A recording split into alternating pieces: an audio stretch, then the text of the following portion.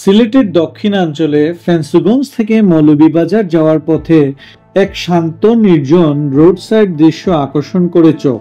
সবুজ মাঠ, নীল আকাশ আর তার মাঝখানে দাঁড়িয়ে আছে এক অসাধারণ সৌন্দর্য, মার্বেল পাথরে নির্মিত একটি মসজিদ।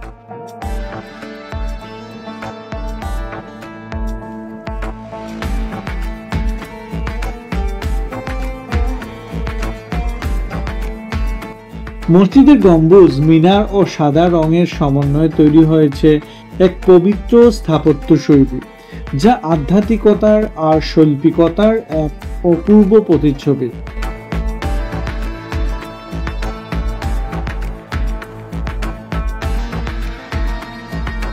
সূর্যের আলো পড়লে মার্বেল পাথর যেন জ্যোতির মতো আলো ছড়ায়।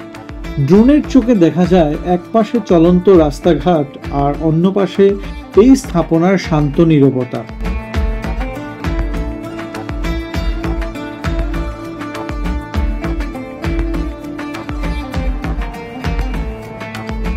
মসজিদটি শুধু নামাজের স্থান নয়, এটি গ্রামের মানুষের আত্মিক প্রশান্তি, শিক্ষা ও সংযোগের কেন্দ্র।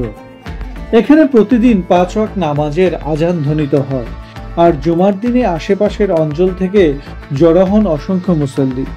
এই মসজিদ, এই নির্মাণ যেন প্রকৃতির কোলে গড়ে ওঠা এক সাদা শান্তির দ্বীপ।